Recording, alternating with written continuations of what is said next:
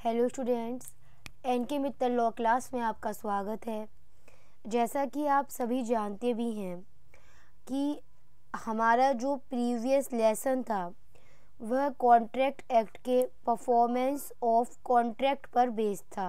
हमने उस लेसन के रिगार्डिंग अगर हम बात करें तो हमने परफॉर्मेंस ऑफ कॉन्ट्रैक्ट का जो प्रीवियस लेसन हुआ था हमने उसमें बहुत सारे पॉइंट्स कवर आउट कर लिए थे।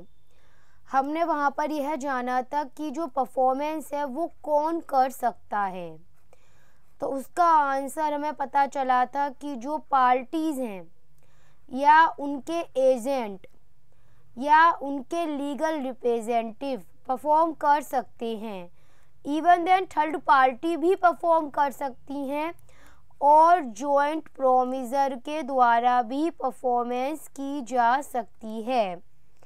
हमने इसी के साथ में जो अपना प्रीवियस लेसन था परफॉर्मेंस ऑफ कॉन्ट्रैक्ट का पार्ट फर्स्ट, हमने उसके रिगार्डिंग यह भी जाना था कि यह परफॉर्मेंस जो है वो एक्चुअल या फिर अटेम्प्ट टू परफॉर्म होता है।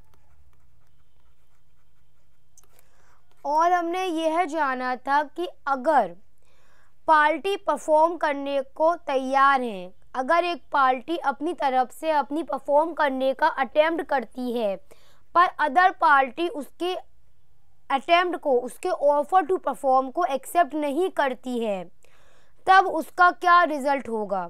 मतलब यह है कहने का कि हमने बहुत सारे पॉइंट्स कवर कर लिए थे। अगर मैं आज की बात करूं, आज के लेसन की, तो हम आज अपना लेसन जो कवर करेंगे परफॉर्मेंस ऑफ प्रॉमिस के रिगार्डिंग, हम यहाँ पर उसमें टाइम और प्लेस की बात करेंगे। मैंने आप स्टूडेंट्स को उस दिन भी यह बताया था कि अगर आप बात कर रहे हैं परफॉर्म करने की, तो हमेशा यही कोशिश होनी चाहिए कि जो परफॉर्मेंस है वो एक प्रॉपर टाइम और एक प्रॉपर प्लेस पर ही होनी चाहिए। तो आज हम इसी के रिगार्डिंग इससे इम्पोर्टेंट पॉइंट्स कवर करेंगे। सबसे पहले मैं बात करूंगी फर्स्ट पॉइंट की। मैं एक एग्जाम्पल से अपनी बात को क्लियर करूंगी। अगर ए है और बी दो पार्टी हैं, यहाँ पर ए के पास में एक बुक है। ए उस किताब को बी को 50,000 रुपये में बेचने को तैयार हो जाता है। ठीक है, यहाँ तक। अब यहाँ पर जो ए और बी हैं, इन्होंने अपने इस एग्रीमेंट में कह दिया था कि विद इन 1 मंथ, जिस दिन ये एग्रीमेंट हो रहा था उस दिन इन्होंने कहा था कि अब से 1 महीने के भीतर इस एग्रीमेंट को परफॉर्म कर देंगे। मतलब उन लोगों ने परफॉर्मेंस ऑफ कॉन्ट्रैक्ट के लिए एक स्पेसिफाइड टाइम यहाँ पर तय कर लिया है। अगर ए जो प्रोमिसर है वह अपनी परफॉर्मेंस 1 महीने के भीतर फुलफिल कर देता है, तो यहाँ पर और बी भी 50,000 रुपये ए को दे देता है। दोनों पार्टीज अपनी लायबिलिटी से फ्री हो गई। मैं क्या बताना चाहती हूँ यहाँ पर, मैं आपको यहाँ पर यह बताना चाहती हूँ कि अगर परफॉर्मेंस में एक स्पेसिफाइड टाइम तय कर लिया गया है तो परफॉर्मेंस उस टाइम पीरियड में ही होनी चाहिए। लेकिन अब एक क्वेश्चन अराइज यह होता है कि अगर कोई टाइम पीरियड स्पेसिफाइड ना हो तब क्या होगा। अगर कोई टाइम पीरियड तय नहीं कर रखा गया है, इसी एग्जाम्पल को लेंगे हम, बुक वाले एग्जाम्पल को ही, कि ए ने बुक है ए के पास में, वो उसका ओनर है। तय हुआ कि वह उस बुक को बी को 50,000 रुपये में बेचेगा। यहाँ पर इन्होंने परफॉर्म करने के लिए कोई स्पेसिफिक टाइम पीरियड तय नहीं करा है। अब ऐसे में क्या होगा, तब यहाँ पर ऐसे में यह प्रोमिसर की ड्यूटी बन जाती है कि वह जो परफॉर्म कर रहा है वह एक रीजनेबल टाइम के भीतर परफॉर्म करे। और रीजनेबल टाइम क्या है? रीजनेबल टाइम एक क्वेश्चन ऑफ फैक्ट है, ये आपको याद रखना ज़रूरी है। मैं आपको सेक्शन 47 एक एग्जाम्पल से क्लियर करती हूँ। ए और बी दो पार्टी हैं। ए के पास में एक हॉर्स है। यहाँ पर तय हुआ इस हॉर्स को बी को 70,000 रुपये में बेचा जा रहा है। अब पार्टीज की तरफ से परफॉर्मेंस की जानी है। ए के द्वारा हॉर्स बी को दिया जाएगा और बी 70,000 रुपये ए को हैंड ओवर करेगा। यहाँ पर इन पार्टीज के द्वारा यह तय कर लिया गया एक सर्टेन डे। पार्टीज ने क्या एग्री कर लिया? सपोज करो पार्टीज ने तय कर लिया कि 5 जनवरी 2000 को, 5 जनवरी का दिन इन्होंने तय कर लिया कि 5 जनवरी को परफॉर्मेंस की जाएगी, 5 जनवरी को हॉर्स बी को हैंड ओवर कर दिया जाएगा। अब यहाँ पर इन्होंने यह भी तय करके रख लिया यहाँ पर इन्होंने कि आपको कोई ज़रूरी नहीं है कि आप प्रोमिजी को पहले अब इन्फॉर्म करें। आपको प्रोमिजी को इन्फॉर्म करना कोई ज़रूरी नहीं है।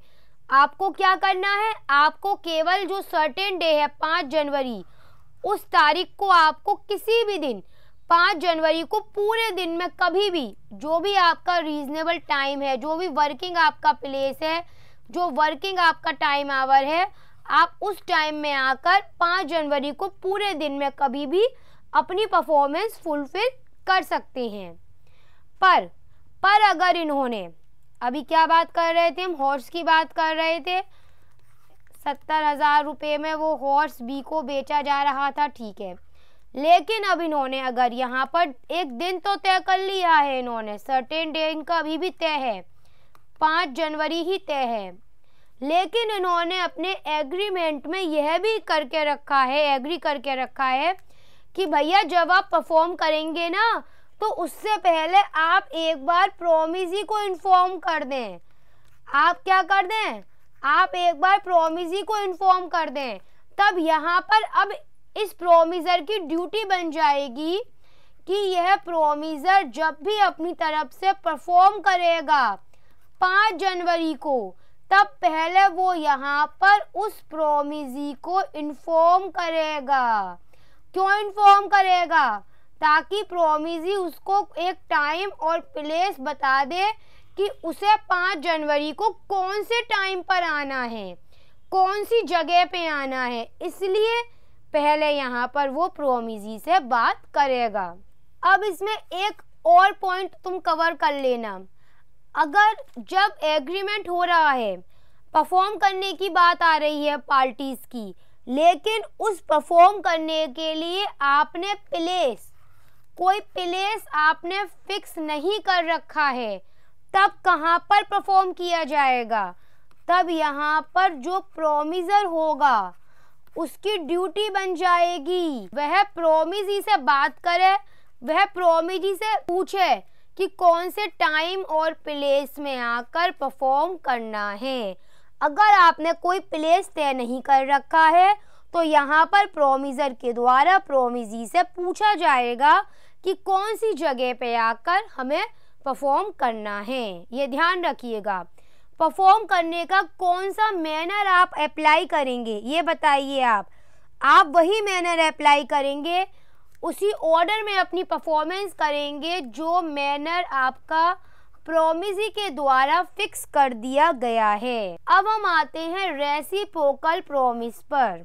सबसे पहले तो मैं रेसिप्रोकल प्रॉमिस में परफॉर्मेंस के बारे में बताऊं।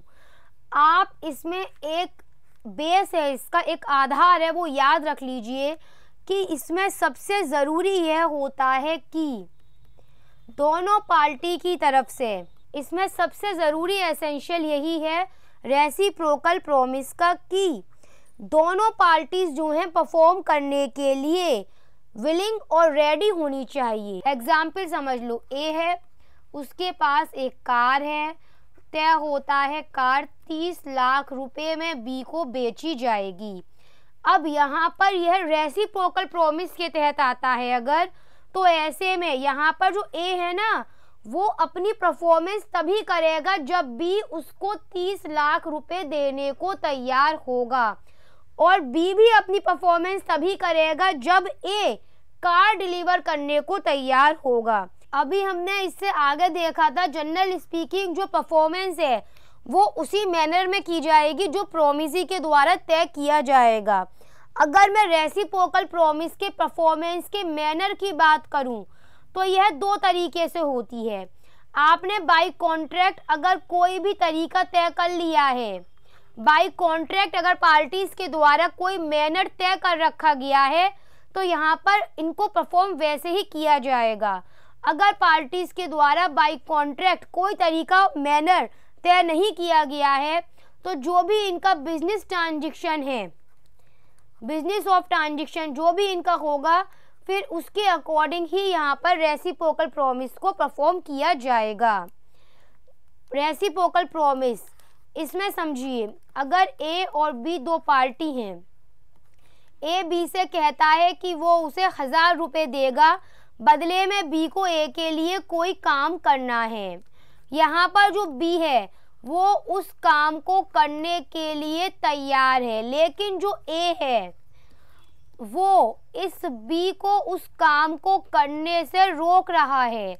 अब रिजल्ट क्या होगा, यहाँ पर यह जो एग्रीमेंट हो गया ये वॉइडेबल होगा at the option of B, और बी यहाँ पर इसके लिए कंपनसेशन उससे लेगा।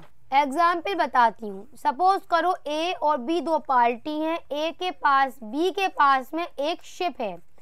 अब जो ए है वो बी से कहता है कि यहाँ पर जो ए है वो बी से एग्रीमेंट करता है कि बी अपने शिप को लेकर एक बताई गई जगह पर जाकर उस माल को, उस गुड्स को जो भी उसे ए देगा उन गुड्स को वहां पर जाकर हैंडओवर कर दे, उसके बदले में वह बी को रुपए देगा। अब यहाँ पर अगर बी तो तैयार था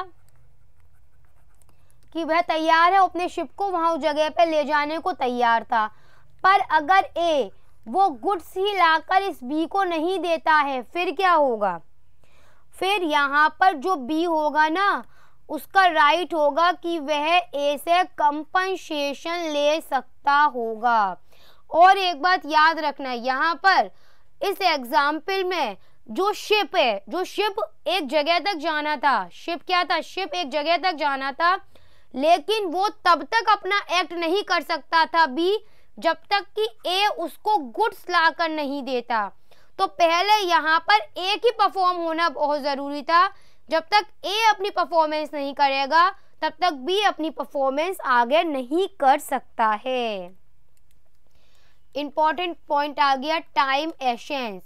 सबसे पहले तो एक बात यहाँ पर यह अराइज होती है, हमें यह कैसे पता चलेगा कि किसी भी कॉन्ट्रैक्ट में टाइम एशेंस है या नहीं है, हमें यह कैसे पता चलेगा, तो हमें इसके लिए इंटेंशन ऑफ पार्टीज, हमें इसके लिए पार्टीज के इंटेंशन को देखना बहुत ज़रूरी है।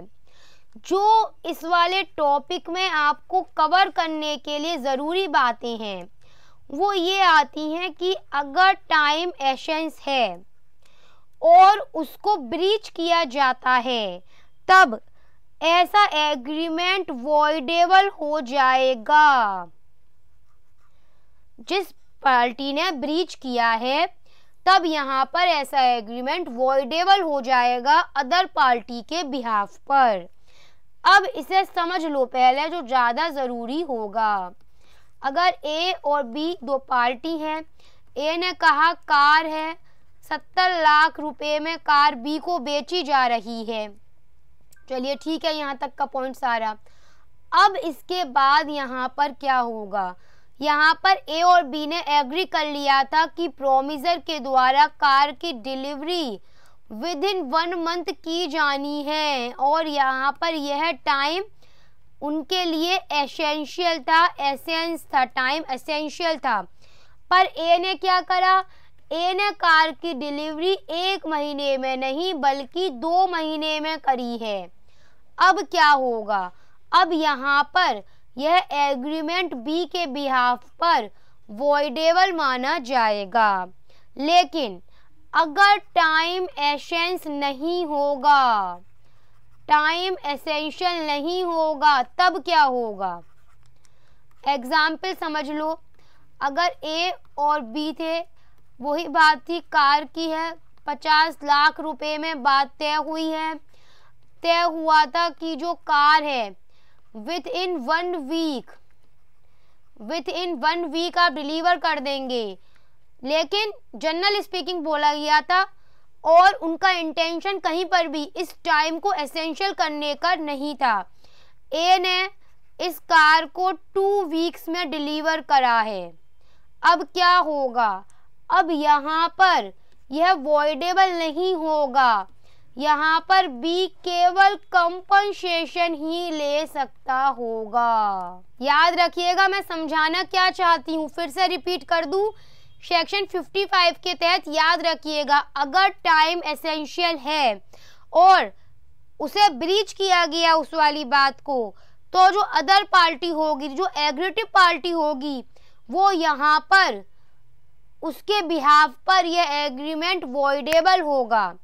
पर अगर टाइम एसेंशियल नहीं होगा तो जो एग्रीटिव पार्टी होगी वो कंपनसेशन ले सकती होगी। एग्जाम्पल समझ लो इसमें भी, यही कार का एग्जाम्पल लगते हैं। 50 लाख रुपए में बात तय हुई थी बी के साथ में कार को बेचने के लिए। यहाँ पर तय हुआ था कि आप कार की डिलीवरी विद इन 1 मंथ कर देंगे, पर ए ने इस कार को डिलीवर करा है विथ इन 2 मंथ्स। और याद रखना, जनरल स्पीकिंग तो इस बी का राइट था कि इस एग्रीमेंट को वॉइडेबल करवा ले, पर इसने नहीं करा, बल्कि इस बी ने इस कार को एक्सेप्ट कर लिया, इस परफॉर्मेंस को उसने एक्सेप्ट कर लिया 2 महीने में भी। 1 महीने के बाद में भी जब कार डिलीवरी को आई तो उसने बी ने उसे एक्सेप्ट कर लिया है। अब क्या होगा? अब यहाँ पर बी केवल कंपनसेशन ले सकता होगा देरी के लिए, वो इसे वॉइडेबल नहीं करवा सकता है। बहुत सिंपल है, याद रखिएगा। अगर ए और बी ने एग्रीमेंट करा हॉर्स को लेकर 70,000 रुपये में, अब यहाँ पर अगर आपने कोई टाइम फिक्स नहीं करा है तो कितने टाइम के भीतर परफॉर्म करेंगे? बहुत सिंपल है, आप एक रीजनेबल टाइम के भीतर परफॉर्म करना ज़रूरी होगा।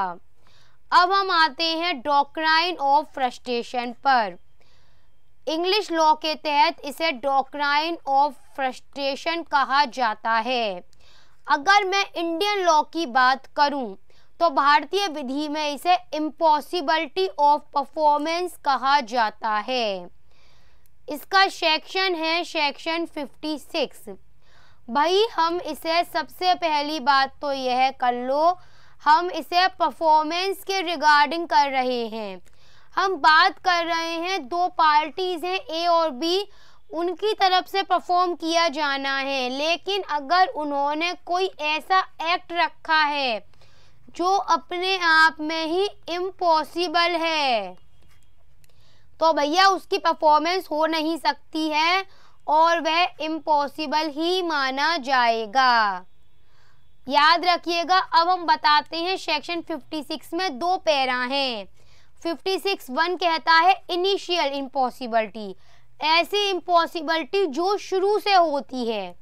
एग्जाम्पल समझ लो। फॉर एग्जाम्पल, ए ने बी से कहा कि ए बी को 1 लाख रुपए देगा। क्यों देगा? क्योंकि बी जो सी है, सी कौन है? सी जो कि ए का मरा हुआ बेटा है, उसे दोबारा से जीवित कर देगा। तब यहाँ पर ए बी को 1 लाख रुपए देगा। यह एक्ट अपने आप में इम्पॉसिबल है, फ्रॉम बिगिनिंग इम्पॉसिबल है, इसलिए यह वॉइड होगा। एक और एग्जाम्पल समझ लो इसी में। अगर ए एक मैजिशियन है और वो बी से प्रॉमिस करता है कि वह बी को खजाना निकाल कर देगा बाय मैजिक, जिसके बदले में ए उसे 1000 रुपए देगा।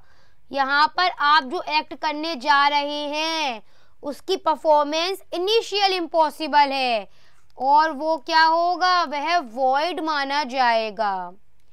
सेक्शन 56 का पैरा 2 समझ लो, बहुत सिंपल है। हम इसे सब्सीक्वेंट इम्पॉसिबिलिटी कहते हैं। क्या कहते हैं? Subsequent impossibility. देखो कैसे, सिंपल है। अगर ए और बी ने कोई एग्रीमेंट करा आपस में, ए और बी ने कोई एग्रीमेंट करा, लेकिन जिस पर्पस को फुलफिल करने के लिए किया वो पर्पस ही फुलफिल होना बाद में इम्पॉसिबल हो गया, तो भैया जिस वक्त करा उस वक्त तो सब कुछ सही था ना, बाद में वो इम्पॉसिबल हुआ है, बाद में वो सब्सीक्वेंट इम्पॉसिबिलिटी माना जाएगा। चलो इसका एक एग्जाम्पल समझा देते हैं, आपके सामने है। जैसे कि सपोज करो ए है, ये वाला एग्जाम्पल है जो दे रखा है, हम इसे फुलफिल कर दे रहे हैं। क्या है इस एग्जाम्पल में? ए ने कॉन्ट्रैक्ट करा बी के साथ में कि जो ए है वो 6 महीने के लिए बी के यहाँ पर काम करेगा, पर कुछ ओकेजन पर जो ए है वो बीमार पड़ जाता है। अब यहाँ पर जिन भी ओकेजन पर वो बीमार पड़ा था वहाँ पर उसका बीमार होना उसके हाथ में नहीं था, वहाँ पर उसकी तरफ से जानबूझकर ऐसा नहीं किया जा रहा था। जिस वक्त इन लोगों ने आपस में एग्रीमेंट किया उस समय तक तो सब कुछ सही था, इसलिए हम इसे सब्सीक्वेंट इम्पॉसिबिलिटी के रूप में जानते हैं। इस वाले पॉइंट को और समझ लो। एग्जाम्पल देती हूँ, ए और बी 2 पार्टी हैं। यहाँ पर जो ए है वो एक हिंदू मैरिड पर्सन है, उसकी अपनी एक पत्नी है, उसकी पत्नी जीवित है, उनकी जो मैरिज है वो अभी भी कंटिन्यूअस है, एक वैलिड मैरिज है उनकी। यहाँ पर जो ए है वो इस बी से सेकंड मैरिज करने का प्रॉमिस करता है। क्या वो ऐसा कर सकता है? नहीं कर सकता है। क्यों? देखिए क्या लिख रहा है, where one person has promise to do something.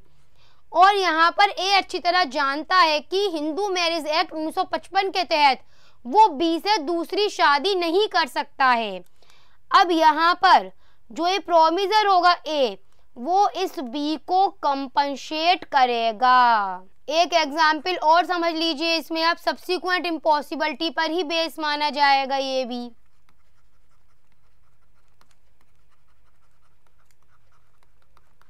इसमें क्या था, ए और बी एक दूसरे से शादी करने की बात करते हैं, पर जो उन्होंने शादी के लिए टाइम फिक्स किया था उससे पहले ही ए पागल हो जाता है, कॉन्ट्रैक्ट अपने आप ही वॉइड हो गया। शुरुआत में वॉइड नहीं है, पर बाद में जाकर सर्कमस्टांसेस ऐसे बन गए कि वो सब्सीक्वेंट इम्पॉसिबल हो गया है। सेक्शन 57 बहुत सिंपल है, where person reciprocal promise firstly and secondly. ये याद रखना है इसमें बस, जो आपने फर्स्टली वर्क करा वो लीगल है और जो सेकेंडली है वो इलीगल है। तो जो फर्स्ट सेट ऑफ प्रॉमिस होगा वो इन्फोर्सेबल होगा, सेकंड वाला इन्फोर्सेबल नहीं किया जाएगा। एग्जाम्पल समझ लो, ए और बी 2 पार्टी हैं। ए जो है वो अपना मकान बी को बेचने की बात करता है। अब ए कहता है कि वो अपना मकान 10,000 रुपये में उसे बेचने को तैयार है, ठीक है। पर इसके साथ में वो यह कहता है कि अगर बी इस मकान का उपयोग गैम्बलिंग के लिए करेगा तब तो वह उसको 50,000 रुपये पे करेगा। अब यहाँ पर जो फर्स्ट सेट ऑफ प्रॉमिस है ये इन्फोर्सेबल होगा, यह कॉन्ट्रैक्ट है। लेकिन जो सेकंड सेट ऑफ प्रॉमिस है ये इलीगल बात कर रहा है और यह वॉइड माना जाएगा।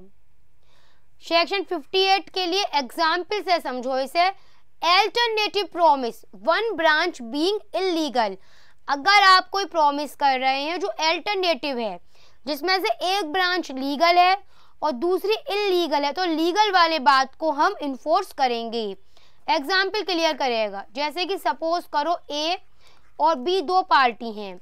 ए कहता है बी से कि वो बी को 1,000 रुपये पे करेगा, उसके बदले में बी उसे या तो चावल दे देगा या फिर स्मगलिंग ओपीएम देगा। मतलब जो पहला काम है वो वैलिड हो रहा है, दूसरा इलीगल वर्क के लिए है। तो यहाँ पर यह वैलिड कॉन्ट्रैक्ट माना जाएगा अगर यह राइस को डिलीवर करने तक सीमित रखता है, पर अगर यह गलत इलीगल वर्क के लिए है तो फिर यह वॉइड माना जाएगा। अब आता है एप्रोप्रिएशन ऑफ पेमेंट। बहुत सिंपल तरीके से समझाऊंगी, समझना। सबसे पहले मैं बात करूंगी सेक्शन 59 की। ए कौन है? ए डेप्टर है। बी कौन है? बी हो गया क्रेडिटर। ये डेप्टर ने क्या करा, इसने सबसे पहले 20,000, फिर दूसरी बार में 20,000 और तीसरी बार में फिर 20,000 रुपये इस क्रेडिटर से उधार लिए। मतलब यह है कि इसने कई सारे debts, several debts one creditor से उधार लिए हैं। अब सेक्शन 59 यह कहता है कि इस प्रकार के पेमेंट को हम एप्रोप्रिएट कैसे करेंगे। अब सेक्शन 59 यह कहता है कि जब यह ए 20,000 रुपये लेकर बी के पास गया तो यह खुद अगर बी को बता देता है कि वह कौन से नंबर का डेप्ट यहाँ पर एप्रोप्रिएट करवाना चाहता है। सेक्शन 59 में ए डेप्टर खुद यह बता देता है कि वह कौन से नंबर का डेप्ट पे करने आया है। वहीं पर सेक्शन 60 की अगर मैं बात करूं, एग्जाम्पल बिल्कुल यही रहेगा। इसमें रूल ही यह कहता है कि इसमें सेवरल डेप्ट्स होते हैं, क्रेडिटर हमेशा सेम होता है। अब ए था, कौन था? ए डेप्टर था। बी कौन था? बी क्रेडिटर था। इसने बहुत सारे रुपए उधार ले रखे थे, एक बार 20,000, एक बार फिर 20,000 और तीसरी बार में भी 20,000। अब सेक्शन 59 कह रहा था कि वो खुद डेप्टर बताता है कि वो कौन सा अपना डेप्ट यहाँ पर एप्रोप्रिएट करना चाहता है, पे करना चाहता है। लेकिन सेक्शन 60 कहता है अगर डेप्टर कुछ नहीं कहता है, डेप्टर कुछ नहीं बोला, आया और ये 20,000 रुपये की रकम इस क्रेडिटर को देकर चला गया, तो यह क्रेडिटर के ऊपर डिपेंड करता है कि वह कौन से नंबर का डेप्ट पे मानेगा। और यहाँ पर क्रेडिटर उस नंबर का डेप्ट पे मानेगा जो कि टाइम बार्ड होने वाला है। समझ आ गई बात? अब ये समझ लो सेक्शन 61 एग्जाम्पल वही वाला है।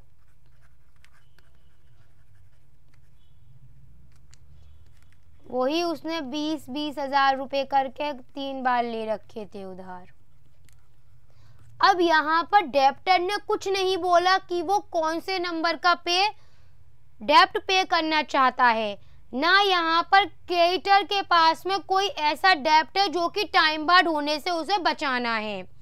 अब क्या होगा, फिर जनरल स्पीकिंग रूल लगेगा और यहाँ पर जब डेप्टर इसके पास में 20,000 रुपये लेकर आया है तो यहाँ से ऑर्डर में जो भी नंबर 1 पर होगा, ऑर्डर में जो भी नंबर 1 पर होगा डेप्ट, उसी को अपने आप फिर पे मान लिया जाएगा।